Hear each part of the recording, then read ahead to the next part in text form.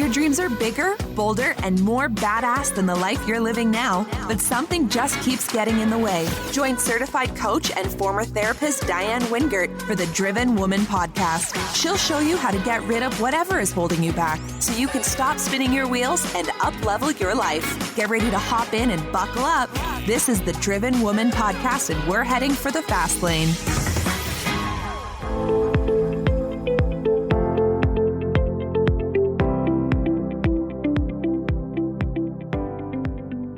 Well, hey there, Driven Woman, and welcome back to the podcast. If you notice that my voice sounds different, you're right, it does. And the reason is I am recovering from COVID. I have tried to outsmart and outrun this bee for 30 months now, and she finally caught up to me. I consider myself extremely fortunate that I haven't been sicker than I am, but no lie, it has not been fun. Now, I am double vaccinated and boosted, and I have intentionally kept my social life pretty frickin' minimal. But here I am, I'm dealing with it, and I hope to have my normal voice back for you by the very next episode. I actually sound worse at this moment than I feel, so you can just think it maybe sounds sexy, or it sounds sickly, or maybe you wouldn't have even noticed if I didn't say anything. But hey, today's episode is not about COVID or about me. It is about imposter syndrome, specifically the cure for imposter syndrome. Because, okay, let's just be honest. The dirty little secret of high-achieving women is out. As a matter of fact, it's not even a secret anymore. You've probably heard an awful lot about imposter syndrome, also called imposter complex, imposter phenomenon, imposterism. I prefer to call it that fraudy feeling. But here is where things get interesting. Do you know that as of 2019, the majority of students admitted to medical school are female, and that women earned the majority of doctoral degrees in 2020 for the 12th straight year? As a matter of fact, women outnumber men in graduate school across the board, 148 to 100, and they have for a long time. Now, these numbers are impressive, but they really don't tell the whole story, and they definitely do not tell the story about imposter syndrome. Part of that has to do with the fact that higher education no longer guarantees financial security the way it did just a few decades ago, but there is a lot more to it than that. I mean, bottom line, there is no longer any guarantee that any amount of education will lead to secure and stable employment. And many women are working in fields that not only have nothing to do with their academic preparation, they're also saddled with decades of student loan to repay. This also applies to men, obviously. But if this is not your first episode of the Driven Woman podcast, then you already know I talk a lot, especially on these solo episodes, about confidence, assertiveness, boundaries, managing our fear of failure, taking risks, resilience, and self-care. What you also know is even though I have a master's degree and a clinical license and many years of experience as a professional, but I no longer believe that education is the holy grail that I once believed it to be. Sorry, kids. You see, the world of work is changing rapidly, so rapidly, mainly thanks to the internet and all of the new technologies that we now have available to us. So our financial future and the responsibility for securing it has literally been dropped in our laps. Now, this is both horrifying and tantalizing because job security has become a quaint expression of your parents' generation. And I believe all women would benefit from thinking of themselves as self-employed, no matter who is currently signing their checks. The reason why I take such a strong position on this is because many of the women I have coached and mentored in the past few years have been highly educated. I'm talking medical doctors, attorneys, PhDs in occupational therapy, physical therapy, pharmacy. I even had one client with a double PhD, and every one of them hired me to help her craft her own coaching or consulting business after she realized that path was just not working for her anymore. Now, you would think these women were all super confident about their ability to succeed in self-employment, but you would be wrong.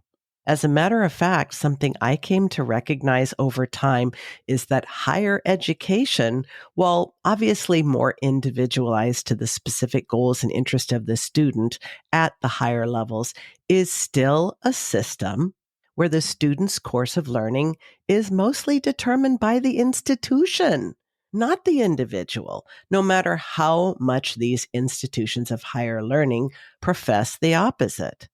So to think that you could simply leave that system after years or decades and actually know how to function when 100% of the choices you make are now up to you, it would be laughable if it were not also tragic. I have so much empathy and respect for these clients because I am a product of the very same conditioning. I drank the very same Kool-Aid, maybe a different flavor, but the substance is the same. Now, for the record, I have no bone to pick with higher education and zero regrets about the sacrifices I made to get both a bachelor's and a master's degree from an excellent university. I fully acknowledge that while I did fund my own education, it was at a time when it didn't bankrupt me or my future possibilities. I also acknowledge my privilege in coming from a high school where not going to college really was the exception rather than the norm. But here's what concerns me. It's not that education, mine, yours, theirs, ours, is not enough, is that it also has ingrained habits in us that make it so much harder to figure out self-employment than those who hated school and would never have gone one day more than they were legally required to do so or have the truancy officer pounding on their door. And that we just can't assume any longer that more education means more opportunity or more money. It's just not adding up anymore. Now, I have a lot more to share on this, so don't go away. I'll be right back after this quick message. Hey there, it's Diane with a quick announcement. If you've ever heard the expression, what got you here won't get you there, I think this fits perfectly with the challenges that most female solopreneurs face after they've been in business the first 2 to 3 years. You see, the mindset and strategy that got you out of the starting blocks and into the game are not going to help you get to the next level. For that, you need a boss-up breakthrough. And in my opinion, that is best delivered in the company of other badass female solopreneurs and facilitated by an expert business strategist, mindset mentor, and coach. Yours truly. I've named my brand new small group coaching program the Boss Up Breakthrough for that very reason, and we're getting the party started this fall. I would love for you to join us if this feels like the next right step to step up your game and to boss up in your business. Make sure you get on the waiting list. There is a link in the show notes. Please add yourself to it, even if you think you may already be on my waiting list. I'll make sure you don't get duplicate emails. I cannot wait to get this party started. I hope you are planning to be there. And honestly, I feel like I should have Lizzo's About Damn Time playing in the background because some of you have been waiting for this for quite a while. So you'll get all the details really soon. Can't wait to get started. Add your name to the list. And if you want to know what it actually feels like to coach with me, have a listen to this. I also think that our time together really helped me find my zone of genius, which I feel like when I did the exercise with you, I was totally off base. I think through more client experience, strangers, getting my processes down and understanding how to more streamline my business processes on both sides of my businesses, I was able to understand how my superpower is my visual acumen, I would like to say, that I utilize in both Pilates and in web designs. Okay, here's the deal. Some of the most successful entrepreneurs I've known started their own business either because they simply couldn't stand the thought of reporting to someone else any more than they could stomach more school time. And in some respects, I admit it, I envy them. Yes, they had a lot to learn and they were very scrappy, but they didn't have so much to unlearn as my clients and me. They knew they were outliers from the beginning.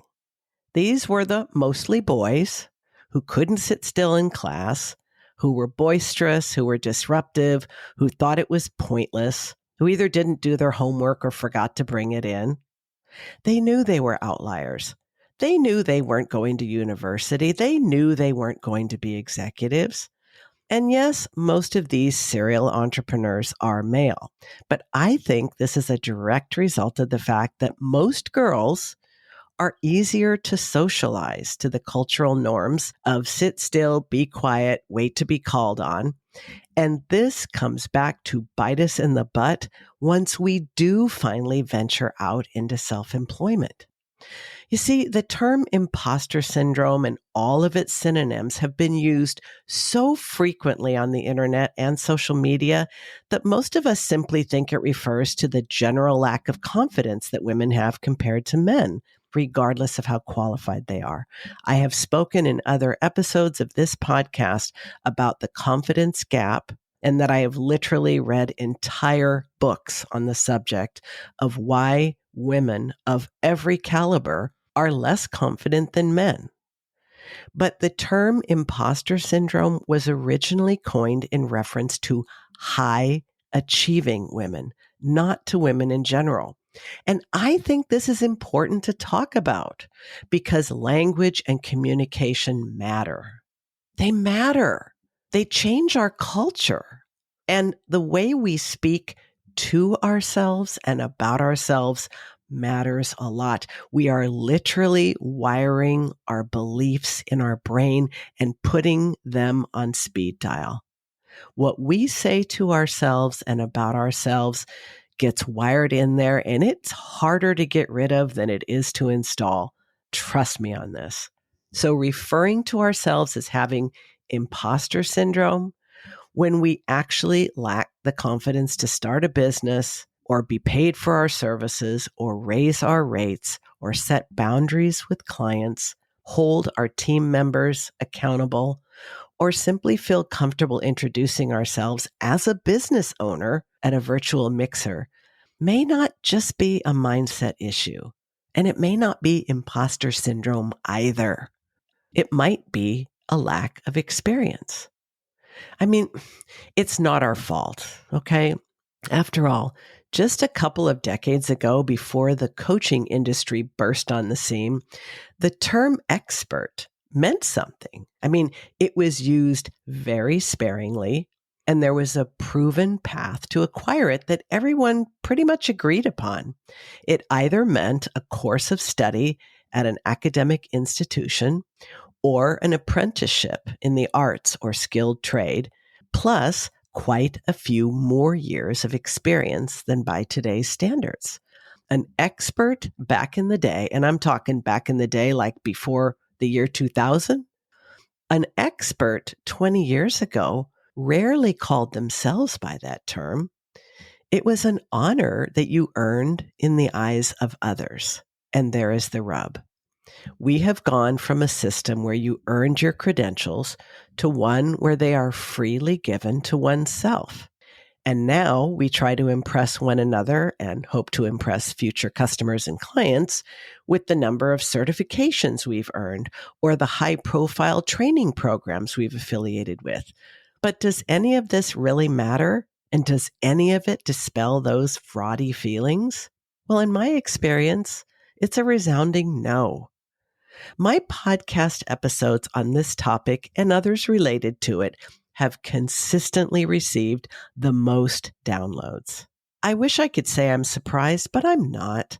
Women have difficulty believing that they're enough, that they're smart enough, that they're capable enough, that they're educated enough, prepared enough, genetically endowed enough, and adequately trained enough to fulfill their potential and their career path.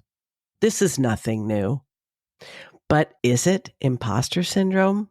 And what is the cure for it? Well, let me break it down.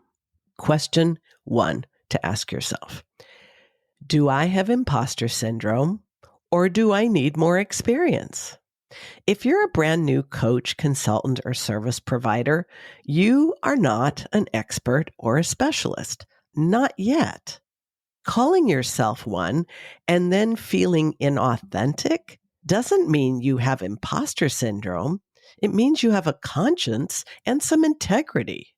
So don't overstate your experience until you've earned it. That's a quick cure for imposter syndrome right off the top. Question number 2. Do I have imposter syndrome, or am I overselling myself? You know, I first started hearing rank beginners refer to themselves as experts about 5 years ago. And now the word has become so common, it's honestly lost all meaning. You will go a lot further and last a lot longer if you don't inflate your frickin' status. Let your satisfied clients and customers sing your praises. Don't start the choir yourself. Now, if your bougie business coach is telling you to brag about your expertise when you know damn well you have little to nothing to back it up with, please, please trust your gut and follow your internal guidance system. You know, people are really not all that impressed with all that as you have been led to believe. And the really great clients, the ones you really want to work with, trust me, they can smell that bullshit a mile away. Just don't. Question 3. Do I have imposter syndrome, or do I need to get more paid clients?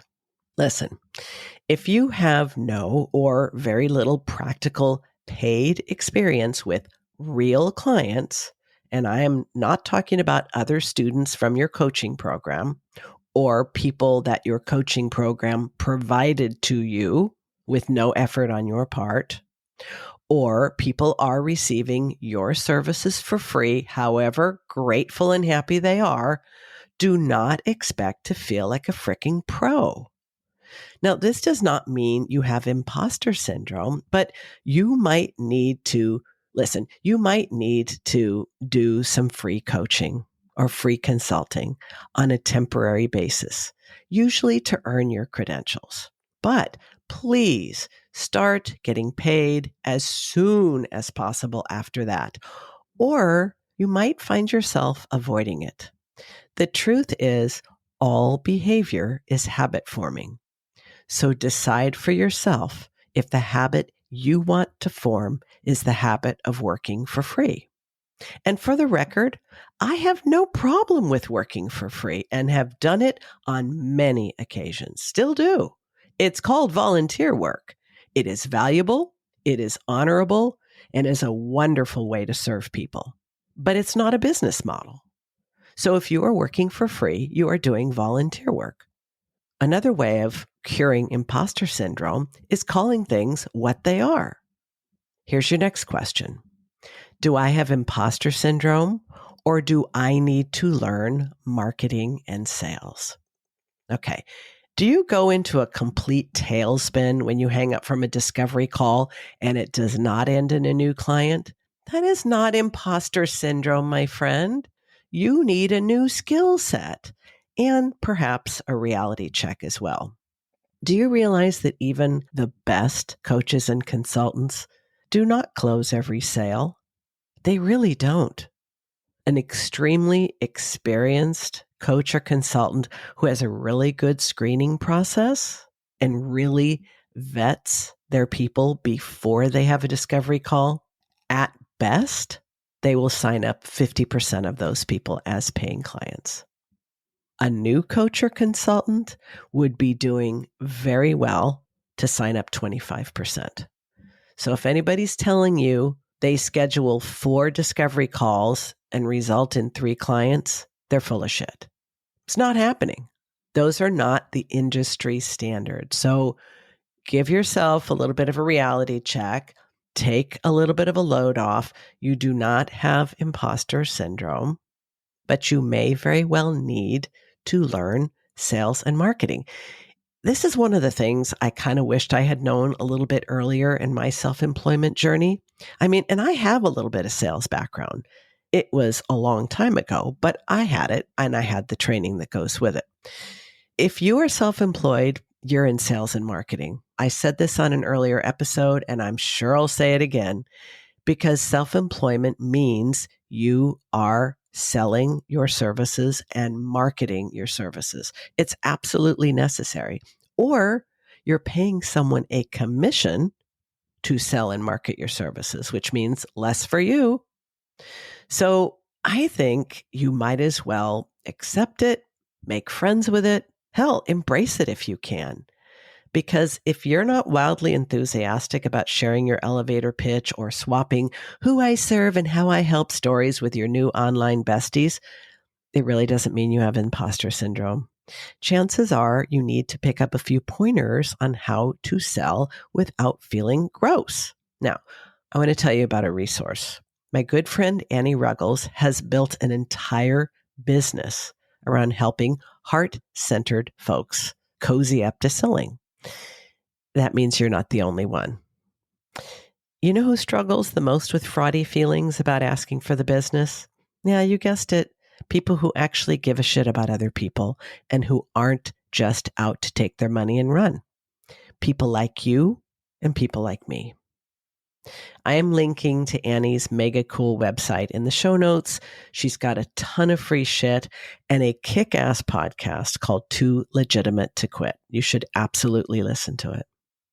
So here's the thing. If you are not comfortable with sales and marketing, don't quit and don't keep saying you have imposter syndrome. You probably just need to connect with my friend Annie and learn a thing or two about getting comfy with sales. You can do it. This brings me to my final point. I love the title of Annie's podcast, Too Legitimate to Quit, because you are. You are too legitimate to quit. There are so many posers and fakers and self-anointed, self-appointed, shamelessly self-promoting know-nothings that have clogged up the interwebs, shilling their services, calling themselves experts, and they're probably not even going to be around in a couple of years. You, I want to last.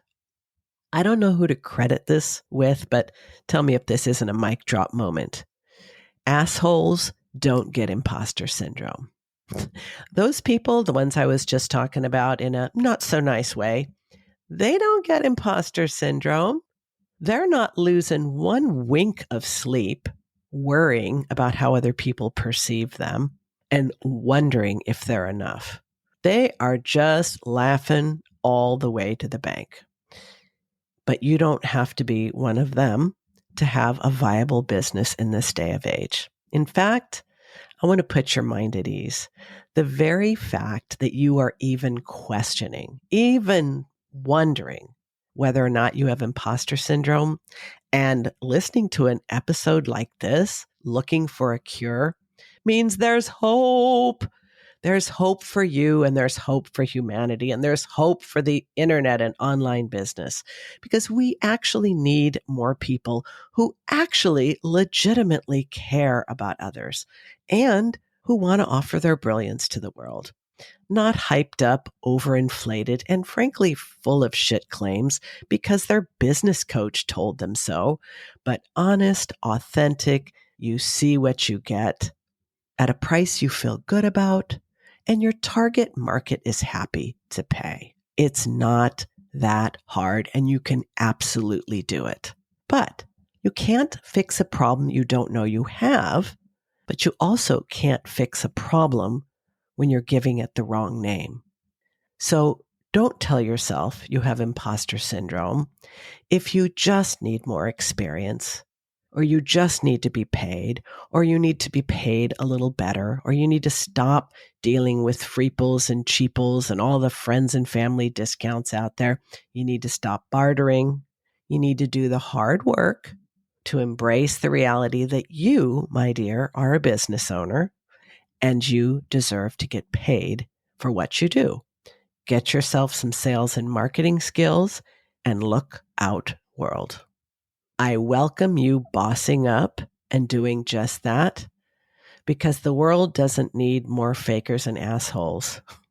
The world needs more people who worry about not being enough and have the audacity to decide they are, and other people need to know about it.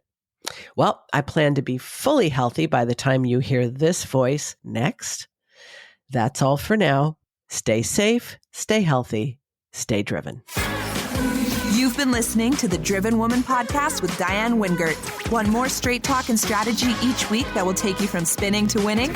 Don't forget to hit subscribe in your podcast player so you won't miss a single episode. Then head on over to the Driven Woman free and private Facebook group community. See you there.